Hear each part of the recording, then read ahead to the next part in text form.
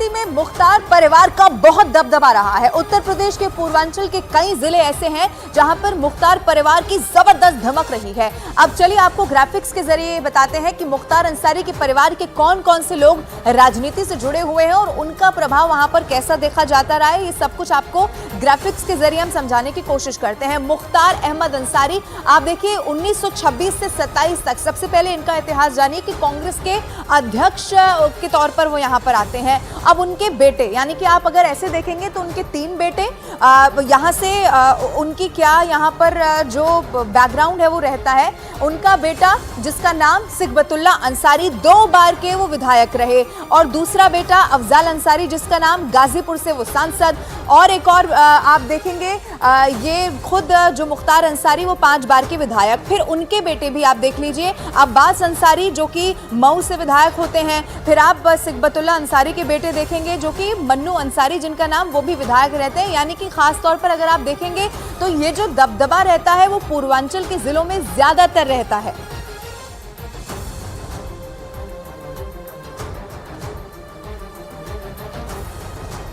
अमित हमारे साथ लाइव जुड़ चुके हैं, अमित का रुख कर लेते हैं। अमित, उस राजनीति में परिवार का बैकग्राउंड कैसा रहा है और खास तौर पर पूर्वांचल में कैसा दबदबा रहा है, ये अभी अभी हमने दर्शकों को दिखाया। लेकिन अमित, ये भी बड़े ताज्जुब की बात है कि अभी भी मुख्तार अंसारी चाहे जेल में थे इस मौत से पहले, लेकिन जो वो मामले जिसमें 2 बार उम्र कैद की सजा होती है, लेकिन अभी भी कई सारे 50 से लगभग ज्यादा ऐसे मामले बताए जाते हैं जिन पर कोई फैसला ही नहीं हुआ। यानी कि अगर देखा जाए तो एक लंबी चौड़ी फहरिस्त अपराध की दुनिया की रही है मुख्तार अंसारी की खास तौर पर। जी हाँ, बिल्कुल। देखिए, केवल 8 मामलों में मुख्तार अंसारी को सजा हुई है और कुल उन पर 61 एफआईआर दर्ज थे, 61 मुकदमे थे। 8 मामलों में ही केवल एफआईआर हुई है, तो यानी 53 मामलों में अभी भी उन पर ट्रायल चल रहा था, सजा होनी बाकी थी। 2 मामलों में उम्र कैद की सजा हुई, 1 में 7 साल की सजा हुई।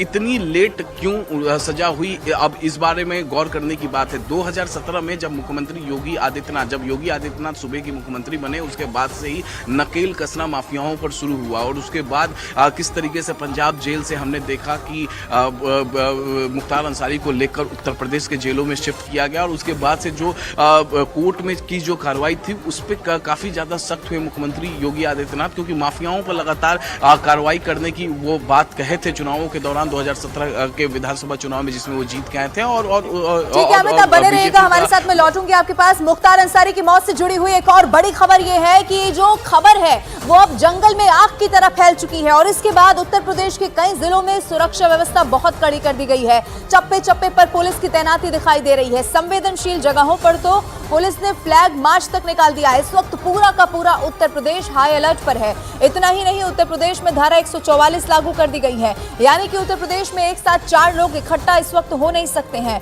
मुख्तार अंसारी की मौत से प्रदेश में किसी भी अप्रिय घटना से बचने के लिए पुलिस ने फिरोजाबाद, कासगंज, गाजीपुर, अलीगढ़, प्रयागराज समेत कई जिलों में गश्त की है और फ्लैग मार्च तक यहां पर निकाला गया है। अलग अलग 5 तस्वीरें इस वक्त आपके टीवी स्क्रीन पर हम आपको दिखा रहे हैं। मुख्तार की मौत की खबर सामने आती है। पूरे के पूरे उत्तर प्रदेश में धारा 144 लागू कर दी गई है। अब जो तमाम ऐसे जिले हैं ज्यादा संवेदनशील हैं, यानी कि जहां से मुख्तार अंसारी या मुख्तार के परिवार का किसी भी रूप में संबंध रहा है, वहां पर ज्यादा जो संवेदनशील स्थिति को देखते हुए सुरक्षा व्यवस्था पुख्ता कर दी गई है। उधर आप देखिए, मुख्तार अंसारी की मौत पर उनके बेटे ने बहुत गंभीर आरोप लगाए हैं और न्यायपालिका का सहारा लेने की बात कह दी है। वहीं कृष्णानंद राय के बेटे पीयूष राय की माने तो भगवान के घर में देर है, अंधेर नहीं है।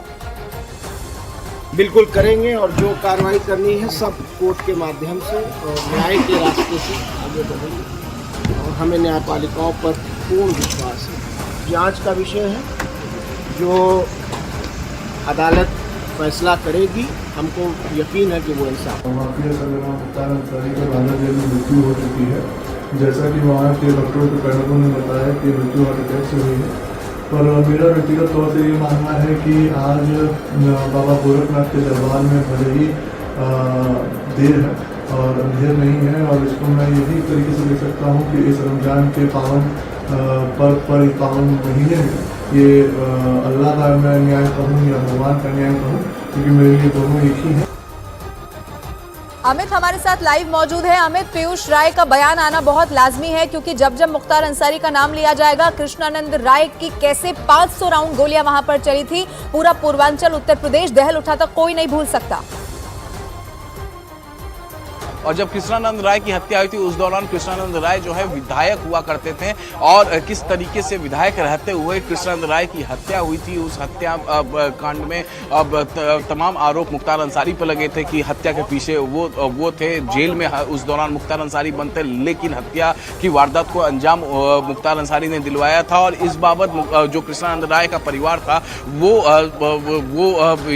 लगातार कोर्ट में मामले की हर सुनवाई पे जाता रहा, लगातार कोर्ट में इस लड़ाई को लड़ता रहा। और कहीं ना कहीं जब ये मामला ट्रांसफर हुआ था दिल्ली के राउज एवेन्यू कोर्ट में और एविडेंस के अभाव में मुख्तार अंसारी और तमाम दूसरे आरोपियों को छोड़ दिया गया था, उसके बाद ही आपने देखा था कि किस तरीके से गैंगवार हुआ, वो भी जेल के अंदर, जिसमें एक आरोपी मुन्ना बजरंगी की हत्या कर दी जाती है। और उस दौरान भी हमने देखा था कि पीयूष राय जो कि कृष्णानंद राय के परिवार से हैं, उन्होंने उस पर खुशी जताई थी। और आज पूरा कृष्णानंद राय का परिवार जो है वो खुशी जता रहा है क्योंकि जिन पर उनको जो मुख्य आरोपी जिन्हें उन्होंने बताया था कृष्णानंद राय का परिवार, मुख्तार अंसारी मुख्य आरोपी की आज मौत हो गई है। और मैं आपको एक बार फिर से तस्वीरें यहां पर दिखा देता हूं। देखिए, बांदा मेडिकल कॉलेज के अंदर हूं मैं इस वक्त और ये मोर्चरी के ठीक बाहर, और यहां पर देखिए हेवी डिप्लॉयमेंट। अमित, सुरक्षा के लिहाज से सारे पुख्ता बंदोबस्त कर दिए गए हैं। आप बने रहिएगा हमारे साथ, तस्वीरें भी हम लगातार दर्शकों तक पहुंचाते रहेंगे क्योंकि इस वक्त पूरे उत्तर प्रदेश में